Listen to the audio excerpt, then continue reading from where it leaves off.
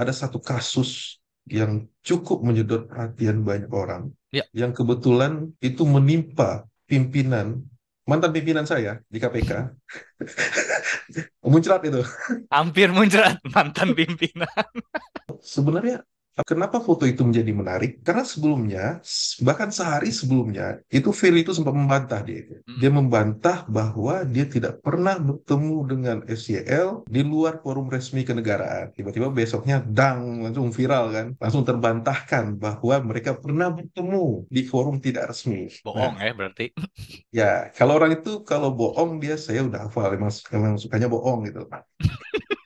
Facebook Ya, itu mengumpulkan, jadi gini, ketika teman-teman buka keperamban dan kemudian teman-teman buka Facebook, ketika di hmm, saat yang sama teman-teman buka situs cara cara membuat wayang di YouTube, ya. si Facebook ini merekam informasi-informasi yang ada di tabs atau di peramban-peramban lain yang terbuka dan kemudian menyimpannya untuk kepentingan dia sendiri.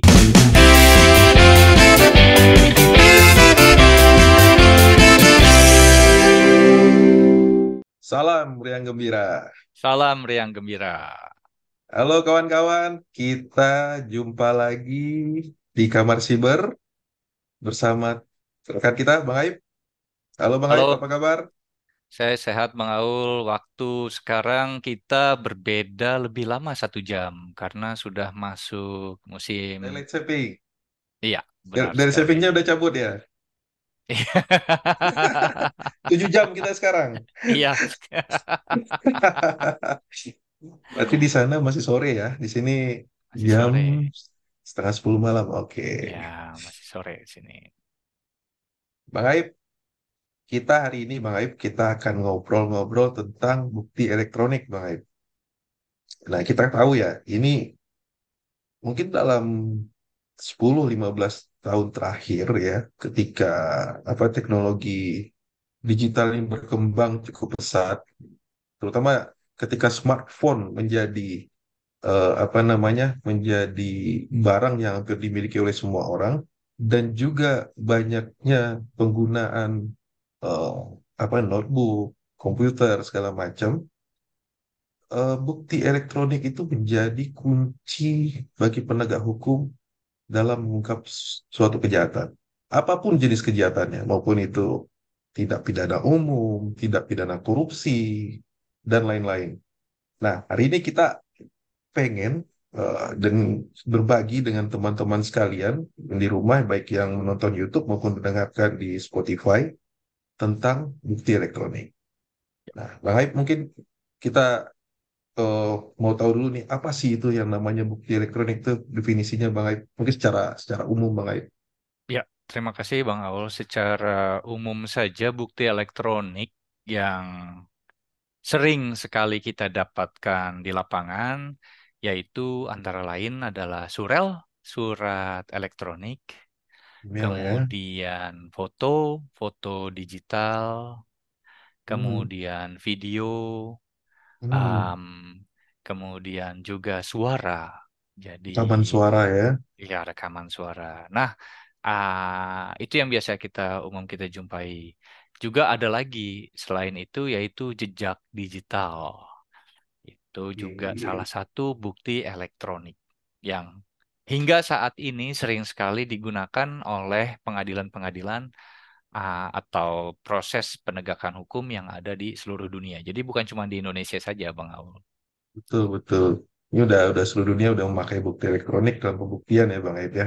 Ya, benar sekali. Nah, Bang Aib, dalam proses pembuktian menggunakan bukti elektronik itu kan ada proses forensik ya Bang Aib ya. Benar. Nah, ini kan dari penegak hukum, biasanya dari kepolisian ya, atau dari, kalau kita misalnya kejaksaan juga memakai, KPK juga memakai, maupun Ya, penegak hukum lainnya ya, itu ya. memakai proses forensik. Nah, mungkin sebelum saya bertanya mengenai bagaimana proses forensik itu sendiri dilakukan, mungkin Bang Aib bisa jelasin dulu apa sih itu forensik itu Bang Aib. Banyak orang ngomong ini digital forensik, komputer forensik. Apa sih definisi forensik itu sebenarnya Bang Aib? Secara sederhana forensik itu sebenarnya adalah metode. Hmm. metode dalam mencari asal sebab muasal sebuah peristiwa hingga bisa dijelaskan secara ilmiah, Bang Aul. Jadi Oke. sebelum ada digital forensik dulu itu untuk menjelaskan, saya hanya sekedar memberi contoh kasus, yaitu adalah pembunuhan, contoh kasus pembunuhan ya. Ini Ya. ada mayat misalnya tanpa kepala itu, dan Hmm. kemudian bingung orang-orang mukanya nggak Ya. ada, bagaimana cara identifikasi mayat tersebut gitu.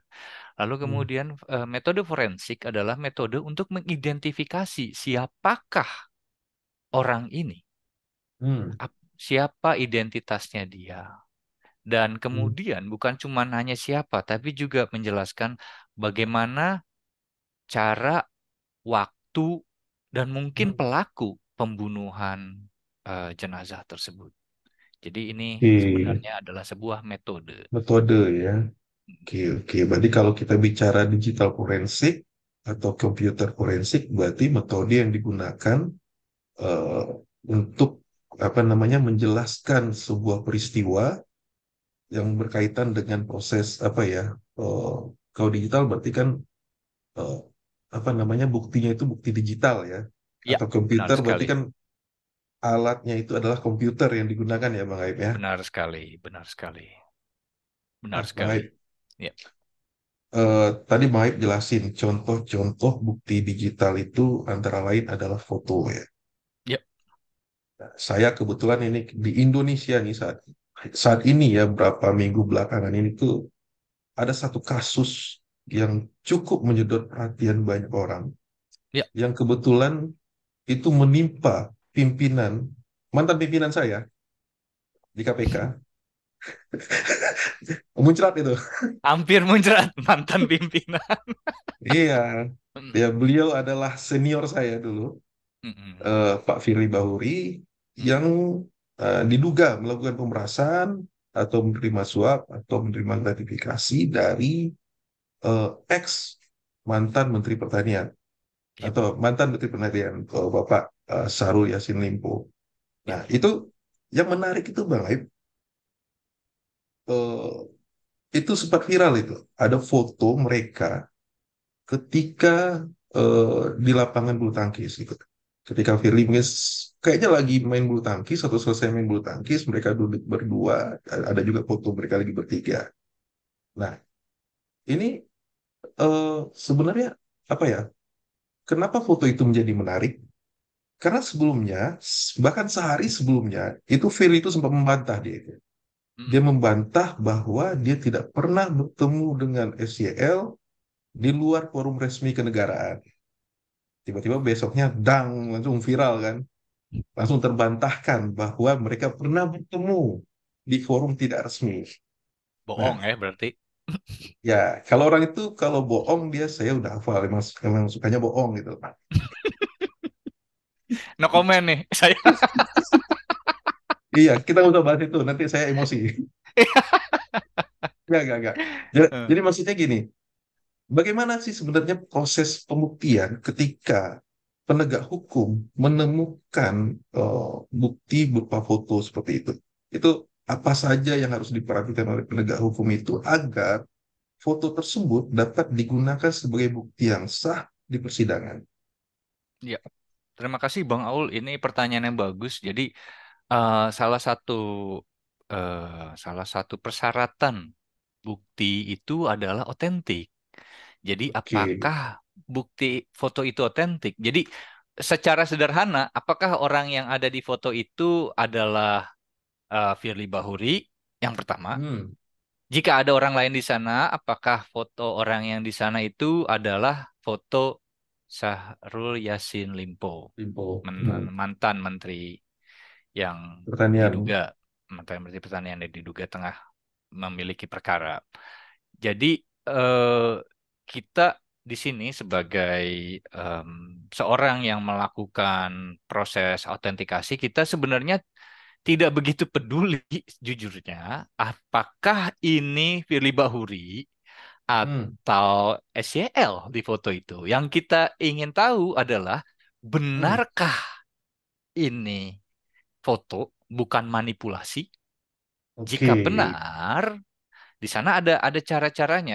Contohnya itu yang paling sederhana adalah dengan mengecek pixel yang ada di foto tersebut.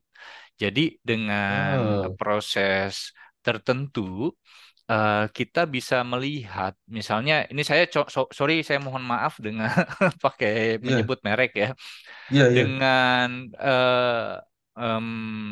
ada namanya software di open source itu namanya GIMP, GIMP. Itu kalau berbayarnya Nah, Photoshop ya, tapi kalau open source itu GIMP. Jadi itu ada plugin di GIMP hmm, yang kita bisa install dan kemudian kita cek dan kemudian kita bisa lihat apakah foto ini sudah dialter atau sudah dimodif atau tidak pixelnya. oke. Dan itu teman-teman bisa mencoba cari sendiri di mesin pencari. Jadi namanya aplikasinya Iya. GIMP dan kemudian ada pluginnya. Silahkan cari plugin uh, uh, Hoax Forensics Fox Pictures of Forensic. Forensics. Ya, di sana itu bisa diinstal dan kemudian bisa dilihat ini bener nggak sih orangnya apa tempelan gitu. Apakah ada Ah, foto Michael Jackson juga di sana? Apakah itu tempelan atau bukan? Jadi autentikasinya itu bisa terlihat di sana, Bang Aul. eh, Ini pakai satu ya. pakai pendekatan pixel dulu yang pertama nih ya. Iya, Apakah iya. pixelnya? Oke, Pendekatan pixel itu yang penting. Yang kedua, oke. autentikasinya itu adalah melalui metadata yang ada di foto tersebut. Jadi jadi ada sebuah, lagi-lagi saya ini penggemar, penggila sebenarnya, open source. Hmm. Dan ada satu aplikasi namanya Exif Tool. Ini buatan Exit tool, betul. Exif Tool, buatan Pak Ya, Phil Harvey dari Harvard kalau tidak salah beliau itu Universitas Harvard dan aplikasi ini sangat-sangat membantu banyak sekali para penegak hukum di muka bumi untuk melihat apakah foto ini asli atau tidak metadatanya, apakah sudah ya. di alter, sudah dimodif atau tidak. Jadi kalau teman-teman ke mesin pencari kemudian cari Exif Tool di sana, Hmm.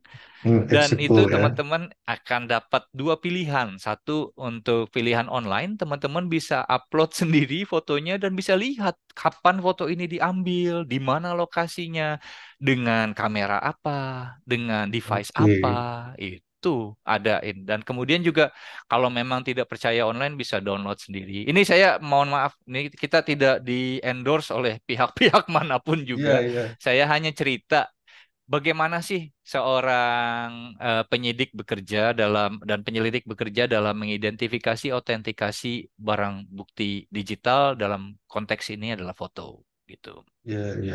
Karena banyak sekali nih Bang Aul yang bilang fotonya palsu ini. Ya, Iya. enggak apa ini. Periksa aja sendiri. Iya, betul.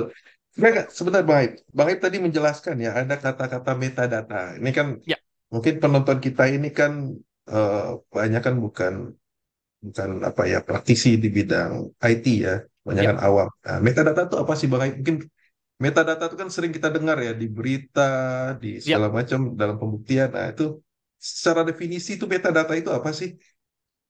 metadata ini sebenarnya sudah diperkenalkan sejak lama oleh seorang ahli pornomatika di Indonesia yang kemudian jadi menteri. Dan kita menyebut beliau ahli pornomatika karena itu beliau selalu ketika ada kasus-kasus porno di media massa, beliau itu yang dipanggil untuk diperiksa apakah ini benar si pelakunya porno atau tidak. Dan itu beliau selalu ngomong metadata, metadata. Dan banyak sekali orang yang tidak tahu apa itu metadata. Dan metadata itu yang dipopulerkan oleh beliau.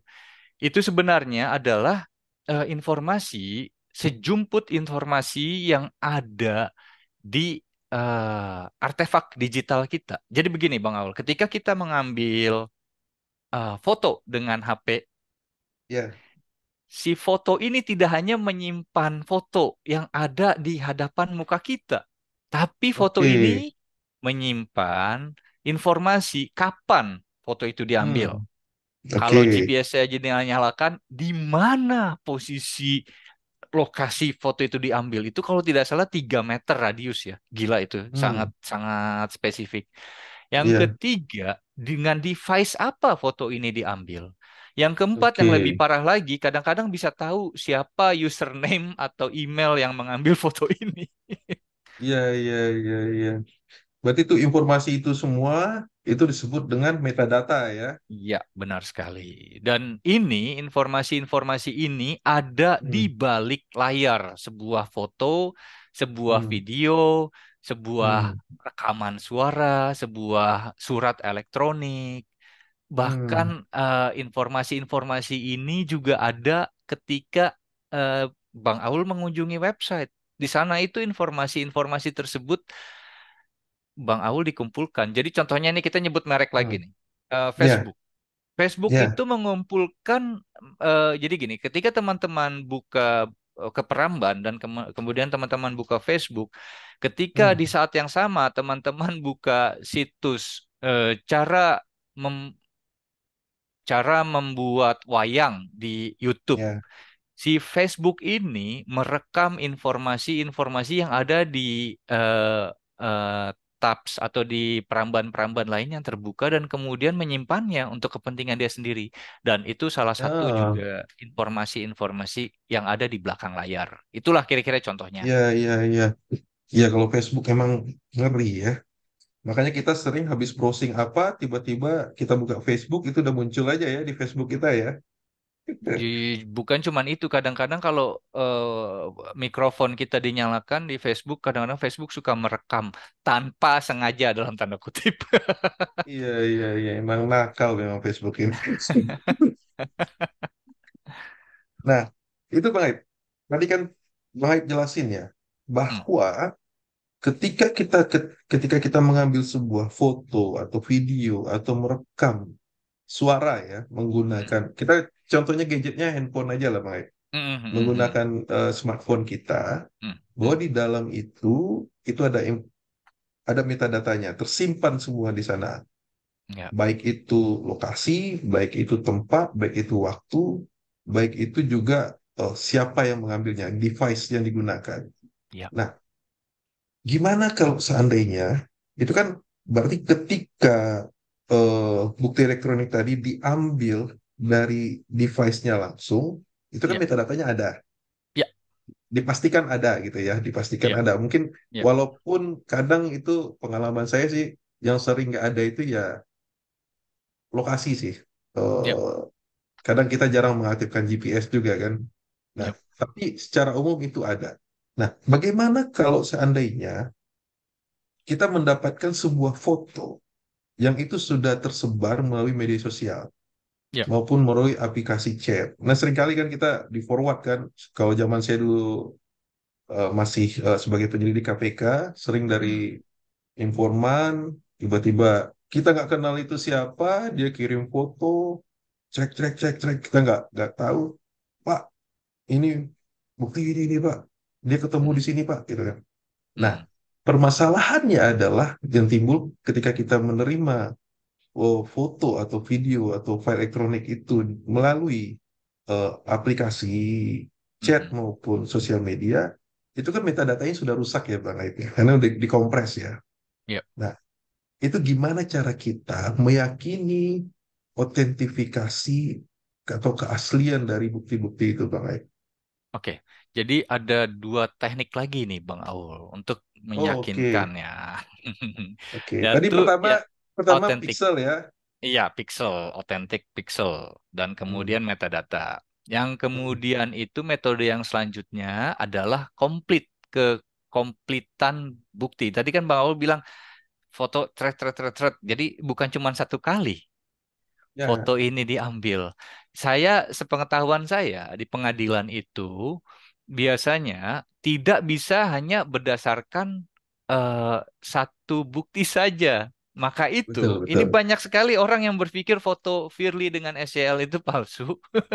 Ya, Saya ya, bilang, kalau cuma satu foto, ya, pasti akan dipertanyakan. Tapi saya sangat yakin sekali ada foto-foto lainnya. Ini saya sangat yakin ya. Ini ya. nggak mungkin nggak bahwa ada foto-foto lainnya yang juga di saat yang sama dan juga dilakukan oleh mungkin beberapa orang yang berbeda, itu pun sudah ada dan ini yang memang banyak sekali. Jadi orang awam kan bilang, wah mungkin aja ini rekayasa gitu. Dan Ya, ini yang teman-teman harus dilihat bahwa barang bukti biasanya tidak hanya satu, tapi juga ada betul. bukti pendukung.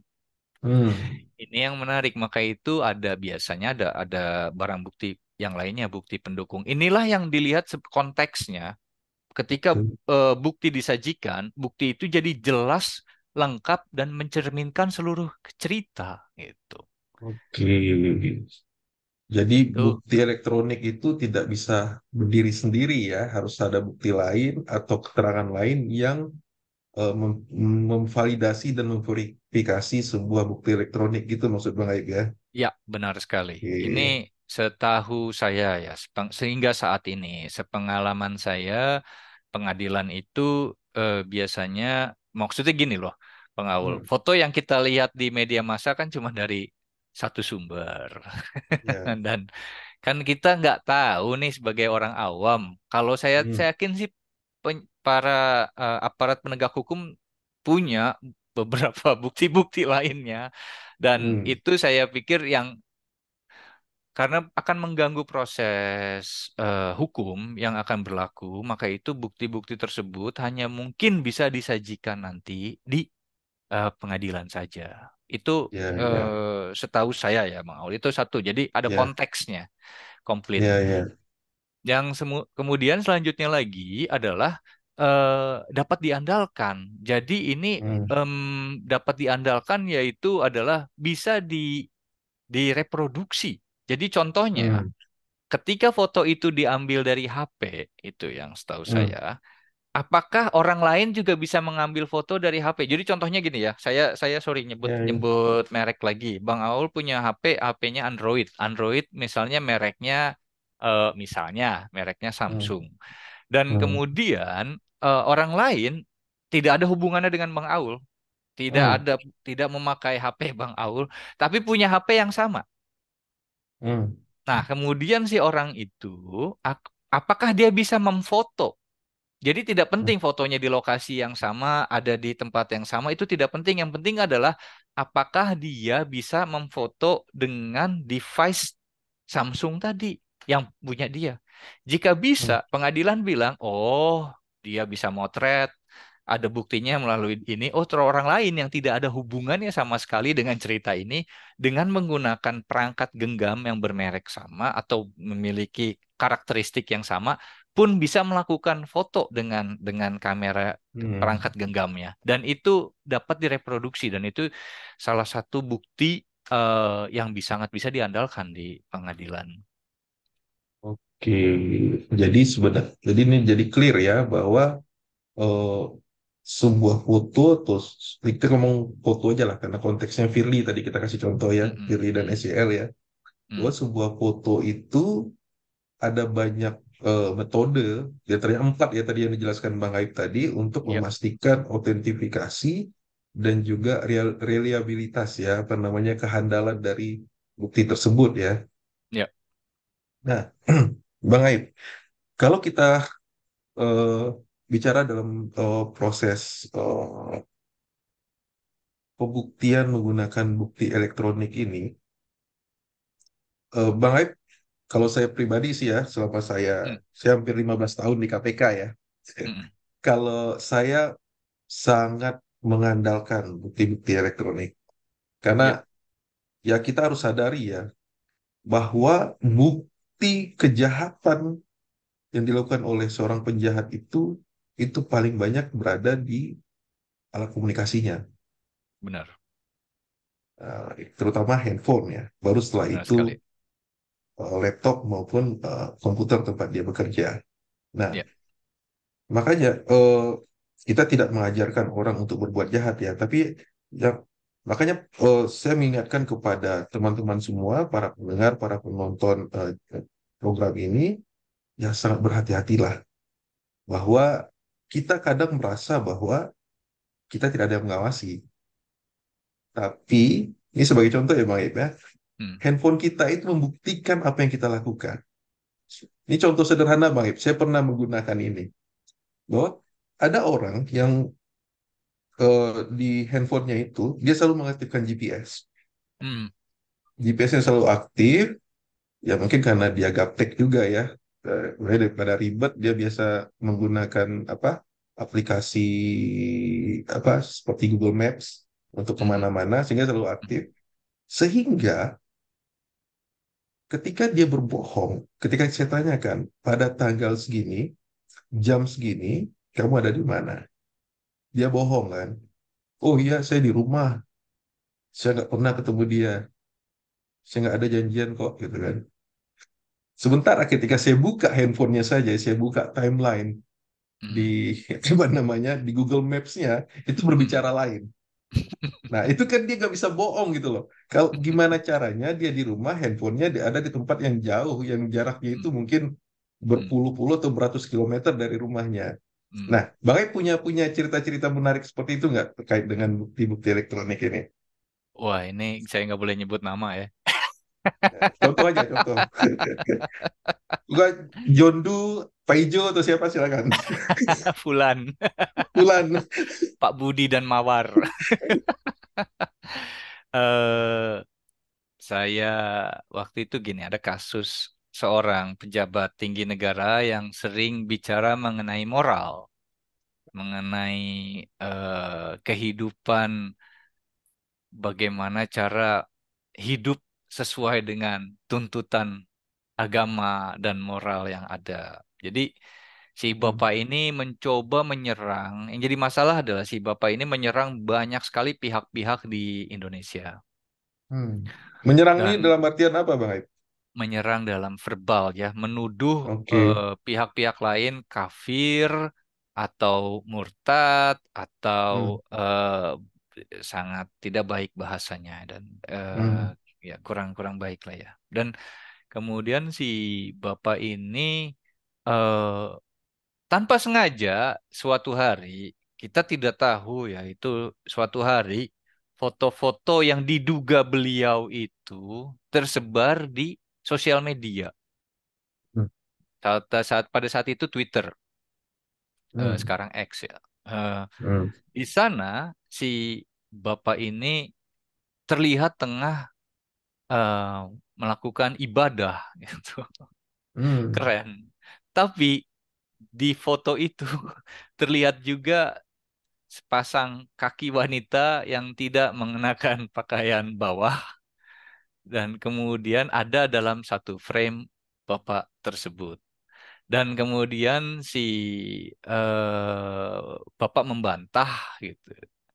Membantah bahwa ini bukan beliau, tapi kemudian banyak sekali foto-foto yang tersebar, foto-foto beliau tersebar di sosial media. Em, dan ini memang memang menarik sekali. Jadi tadi kan Bang Aul ngomong bahwa bukti-bukti itu orang tuh bisa bohong gitu. Karena jadi pertanyaannya adalah si bapak kok udah jelas fotonya ada di sana dan kemudian dia berbohong bahwa dia tidak ada di sana dan di foto itu karena pada saat itu Twitter ketika kita mengunggah apapun di sosial media ada beberapa konteks, beberapa informasi metadata tadi ya di balik sebuah foto itu yang dikompresi Bang Haul, tapi juga ada yang Hmm. tidak seperti di Twitter. Di Twitter tuh tidak ya. Oh, Twitter enggak ya? Enggak dikompres ya? Dulu sebelum masa Elon Musk ambil alih itu tidak dikompres. Jadi kita bisa tahu di mana lokasi dia, kapan foto Ah, itu diambil, bahkan kita tahu emailnya si pengunggah foto tersebut gitu. oke. Dan kita tahu si pengunggah foto tersebut ada mukanya segala, si ibu itu bukan istri sahnya si bapak pejabat ini yang sering Hmm. bicara moral dan etika di depan publik. Dan itu Hmm. cukup cukup menarik ya. Di sini beliau tidak bisa berbuat apa-apa ketika akhirnya beberapa orang memberitahu bahwa, ini foto ini diambil di lokasi ini. Foto ini diambil oleh si ini. Foto ini ada di lokasi ini. Dan kemudian ini menarik sekali, ketika dia semakin berbohong, Bang Aul, itu pada saat itu gila ya. Publik semakin kesal sama orang ini. Bohongnya Hmm. makin banyak. Jadi ini Ya, patologis ya, mungkin ya, semakin makin hidup dalam berbohong gitu. Dan muncul foto-foto lain mengenai si bapak tersebut. ya, ya, ya, Foto-foto dia berbuat asusila terhadap terhadap orang lain, dan itu cukup membuat banyak masalah di kalangan internal si bapak ini. Jadi kalau tidak salah hubungan keluarganya pun memburuk dengan keluarganya, dan kemudian relasi-relasinya beliau pun jadi semakin tidak baik dengan banyak orang begitu. ya, Karena ya, ya, metadata. ya, ya, ya. Jadi memang kalau memang itu fotonya asli, orang seseorang itu berbohong seperti apapun, dia akan susah menyangkal ya Bang Aib. Kecuali memang itu foto hasil rekayasa dan itu juga mudah juga untuk dideteksi ya Bang Aib ya. Sangat mudah. Jadi ada Hmm. seorang ahli manipulasi gambar di Indonesia yang mampu membuat dirinya seakan berfoto bersama rockstar, Hmm, bersama ya, ya, ya. bintang film ternama. Ada, dan bintang film ternama pakai kebaya atau pakai kopiah, pakai sarung begitu. Ya, Dan ya. itu ada ya, dan itu sangat bagus ya kualitas manipulasi gambarnya, dan dia melakukannya hanya untuk senang-senang. Tapi di dunia Hmm. ini juga ada, Bang Aul, Hmm. orang-orang yang mencoba melakukan manipulasi tersebut untuk kepentingan kejahatan. Dan ada sebuah Hmm. perusahaan untuk itu. Jadi ini saya bisa Ya, cerita salah ya. satu contoh lagi adalah ketika seorang anak orang kaya di Amerika, dia itu masuk restoran dan kemudian menyiksa si pelayan restoran tersebut. Oke.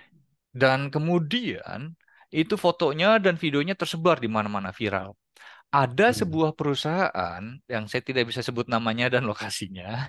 Perusahaan Hmm. ini menghubungi bapaknya si anak dan kemudian bilang, "Pak, kalau kamu bayar kita, kalau tidak salah pada saat itu sekitar 5 tahun yang lalu, antara 750.000 sampai 900.000 US dollar.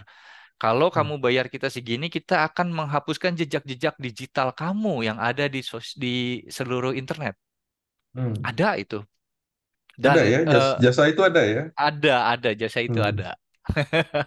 Dan Ya, ya. kemudian si bapak bayar dan kemudian si perusahaan ini bergerak untuk take down foto-foto yang tersebar di internet.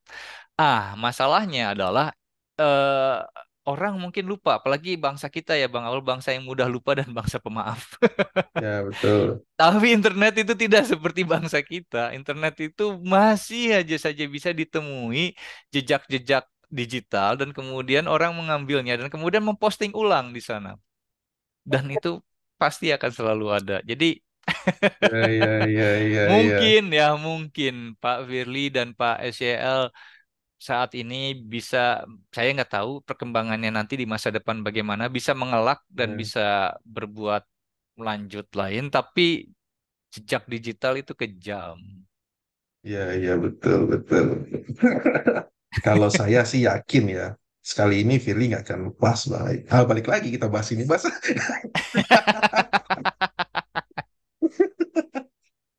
Oke, saya kalau dibahas Firly ini bisa panjang, Bang Aib. Kita makanya. Gini Bang Aul, saya kasih trik ya ini. Jadi salah Oke, satu oke.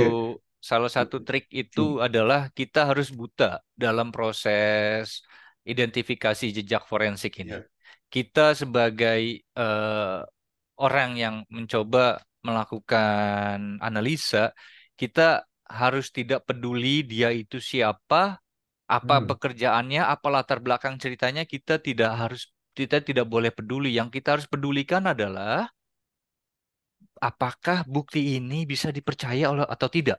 Apakah ya, metode ya, kita yang kita lakukan itu sudah benar atau tidak? ya, Apakah ya, langkah-langkah yang kita lakukan, kita dokumentasi, dan bisa kita berikan kepada pengadilan, dan kemudian bisa direproduksi oleh orang lain. Dan itu yang paling penting. Karena dengan cara ya. begitu, siapapun orangnya, siapapun objeknya, kena pasti. Iya, iya, ya. Makanya saya yakin Firly kena main. Balik lagi. Oke, Ini Nah, kita harusnya judulnya Bongkar Foto Firly ya, judul podcast kali ini. oke, kita pertimbangkan nanti. Nah, eh, kalau kita bicara mengenai apa ya, bukti digital ya, bukti digital Ya, ini tadi sebagaimana dijelaskan di awal kan macam-macam bentuknya Bang Aib. ya. Nah, sebenarnya di Indonesia sendiri kalau menurut Bang Aib kan juga sering jadi ahli ya, atau diminta mengajar teman-teman penegak hukum ya di Indonesia. Kemampuan penegak hukum kita, baik itu dari sisi teknologi maupun dari sisi SDM, menurut Bang Aib dibandingkan dengan penegak hukum yang ada di Eropa atau best practice yang ada di dunia, itu sebenarnya sudah mumpuni atau belum, Bang Aib? Ini saya kalau jujur saya digebukin kan nih.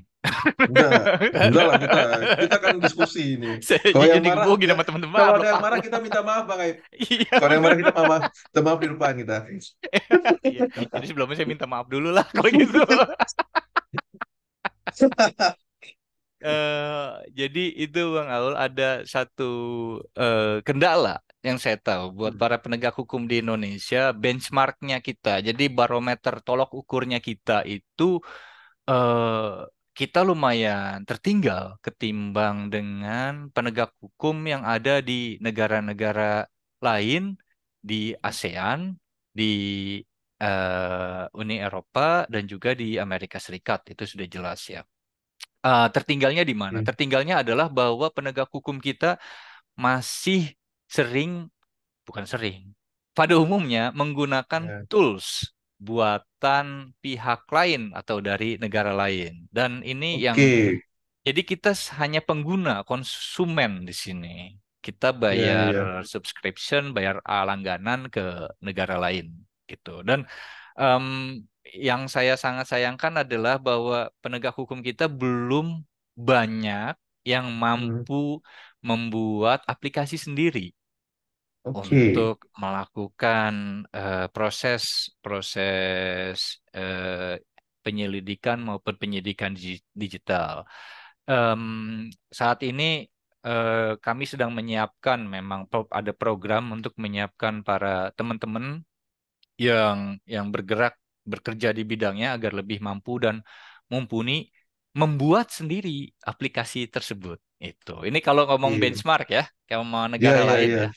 Nah, dan yang lebih lanjut lagi adalah yang kedua, kalau soal keilmuan, cara menjalankan tools, proses, metode, ini jangan salah. Teman-teman kita penegak hukum itu dilatih oleh ahli-ahli forensik terbaik di dunia. Saya tahu lah beberapa Ya, orang. ya. Tapi saya nggak bisa Saya nyebut juga nama pernah ya.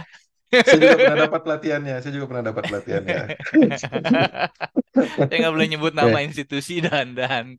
siapa. Em, jadi untuk soal keahlian, skill itu memang tidak tidak kalah gitu. Nah, Hmm. yang selanjutnya yang ketiga, kalau ngomongin benchmark itu kita penegak hukum kita atau teman-teman yang bergerak di bidang investigatif digital ini di pemerintahan itu namanya kurang berkibar di dunia internasional. Oh, Kalau dibandingkan saya maaf ini benchmarknya teman-teman ya, ya, jurnalis. ya. Ya, Teman-teman ya, ya. jurnalis investigatif Indonesia itu jauh-jauh eh, lebih banyak publikasinya di dunia internasional ketimbang aparat penegak hukum. Jadi Oh, eh, ya. apa sih budaya menulis Menulis, ilmiah ya. itu memang belum begitu membudaya di kalangan para penegak hukum kita Ya, gitu. ya, betul, betul itu. Dan itu penting ya untuk Hmm. melakukan interaksi dengan dunia internasional, melakukan sebuah publikasi tersebut. Gitu Bang Aul. Jadi Ya, ya, ya. kalau ngomong soal make alat, cara Jago. menggunakan alat, ya go. Kalau Ya, bikin ya. alat itu yang nyerah. Kalau Ya, suruh ya. bikin paper publikasi ilmiah internasional itu nyerah Ya, gitu. ya. Ya, lagi-lagi masalahnya bahasa Inggris rata-rata biasanya sih. Satu, tapi yang kedua kalau kita ngomong jurnalis, Hmm. teman-teman jurnalis juga, sorry, Hmm. saya tahu ya, teman-teman jurnalis dan Hmm. aktivis Hmm. tidak semuanya jago bahasa Inggris, tapi memang dipaksa sama bosnya. Lu Ah, belajar lo bikin bikin tugas lo gitu. iya Dipaksa iya. memang sama atasan-atasannya itu kalau ada acara apa dikirim ke luar negeri dipaksa suruh nulis sama atasannya. Oke, oke. Oke. Ini teman-teman penegak hukum, terutama yang ya apa yang fokus di bidang digital forensik, Hmm, ya harus lebih sering-sering lah menulis gitu ya. Karena memang gini Bang Aib, saya juga menyadari ya, saya kan banyak berinteraksi dengan teman-teman itu juga ya. hmm, Rata-rata mereka memposisikan diri mereka itu sebagai supporting aja, hmm, supportingnya penyidik. hmm, Padahal keahlian yang mereka miliki itu ada keahlian spesifik dan hmm, itu memang benar-benar diperlukan di dunia nyata. hmm, Nah, mungkin itu nih teman-teman yang nonton ini mulailah sekarang, mulai menulis, mulai apa ya, ikut-ikut seminar di luar negeri, jadi pemateri di luar negeri. Nah, itu akan sangat baik bagi perkembangan ilmu pengetahuan baik untuk di Indonesia sendiri ya, khususnya di bidang digital forensik. Nah, Bang Aib, kalau kita bicara best practice di luar negeri lagi, apakah barang bukti elektronik ini, kalau kalau biasanya kan kalau kita dulu di KPK kan sama di Polri kan ada puslapor ya. Kalau di KPK hmm, tuh ada laboratorium digital forensik. hmm, Itu hmm. teman-teman juga yang ngelola ya. Nah, Yap. apakah di luar negeri lab-lab untuk digital forensik ini selain yang dimiliki oleh penegak-penegak hukum, apakah bisa juga dikelola oleh swasta? Dan Ya, lab itu bisa dijadikan rujukan di pengadilan. pertanyaan yang bagus. Hmm. Jadi saya tidak bisa luar negeri itu luas, jadi saya bisa kasih contoh di Inggris. Inggris ya, Ini oke. ada satu kasus yang dulu sempat menyita maksudnya menyita perhatian publik karena Hmm. kasusnya ini orang berpikir apakah data digitalnya asli atau bukan. Ya, Jadi di Inggris itu ternyata mereka sangat memiliki eh, sangat baik dalam memiliki perlindungan terhadap bukti digital. Dan di oke. sana bisa diperlihatkan apakah bukti digital ini dari penegak hukum atau Hmm. bukan dari penegak hukum. Dan Oke. apakah prosesnya selama, jadi ini menarik Bang Aul, selama bukti ini tadi dibilang terpercaya, Hmm. otentik, komplit, dapat diandalkan, maka Hmm. bukti ini bisa diajukan di pengadilan. Dan ini yang Ya, ya. sangat keren sekali. Jadi nggak peduli bahwa ini dari penegak hukum atau bukan, Iya, iya. selama bukti ini memang mampu mendukung narasi cerita gelar perkara tersebut, maka Hmm. bukti ini bisa bisa dipakai gitu. Ini yang Oke. setahu saya yang bisa di Inggris ya, Iya, ada iya, iya. perlindungan di sana terhadap bukti digital. Berarti ini contoh ya. Kita contoh Hmm, real case saja. hmm, Ini misalnya dalam suatu perkara ya. Ini ya, ada tersangka.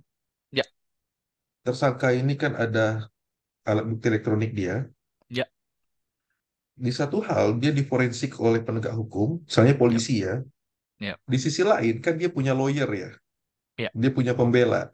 ya, Nah, apakah kalau dari cerita Bang Aib contoh kasus di Inggris tadi, berarti ya, si tersangka ini melalui lawyernya itu seharusnya bisa juga melakukan forensik di lab mereka yang terpisah dari lab yang digunakan oleh penegak hukum berarti ya sebagai benar, pembanding. benar. Kalau di Benar ya? Inggris boleh. Hmm. Hmm. Jika di Hmm. Inggris boleh dilakukan hal tersebut untuk menguji otentikasi, tapi dengan syarat apakah hakim itu bi- tadi lagi balik lagi ke awal ya. Apakah hakim Hmm. bilang ini buktinya sudah otentik, ini Ya, buktinya sudah komplit. Kenapa kalian mau mengajukan banding kalau buktinya otentik dan komplit? Sebab oke. hakim-hakim sekarang juga tidak bego ya Bang Aul ya kalau pakai Ya, ya, ya. ngomong pakai bahasa kasar saya saya sempat berbagi dengan teman-teman hakim, bahkan hakim-hakim senior yang sepuh itu sekarang pun melihat bukti digital, mereka melihat konteks di sana. Dulu itu Ya, biasanya setahu saya ya, cuman di penggalan-penggalan saja dalam beberapa bukti digital. Sekarang itu hakim sudah minta penuh. Mana sih bukti digitalnya? Penuh hmm. dikasih semua. Oh ini dan hakim itu hakim-hakim Indonesia setahu saya eh, sudah mengetahui bahwa penting sekali Hmm. untuk melihat bukti digital secara komplit. Ya, ya, ya. Dan memang mau nggak mau ya, karena memang perkembangan teknologi digital begitu pesat, dan hakim selaku penegak hukum, selaku pemutus, ya dia nggak boleh ketinggalan dengan perkembangan zaman ya Bang Aib ya. Benar sekali, benar sekali. Oke Bang Aib, kita dibatasi oleh, ini perbincangan ini hangat sekali ya, cuma kita dibatasi oleh durasi. Mhm. Perbincangan ini menarik sekali mengenai bukti digital, dan saya berharap ini teman-teman semua, baik yang profesi, apapun profesinya, terutama yang berprofesi sebagai penegak hukum, itu dapat terus meningkatkan kompetensinya dalam menggunakan bukti-bukti digital. Karena memang ke depan, ya, ya bukti digital inilah yang menjadi senjata kita dalam pembuktian di persidangan. Demikian dari saya dan Bang Aib. Eh, Semoga program ini bermanfaat dan tetap yang gembira. Salam yang Salam gembira, Bang Riang Aib. Gembira.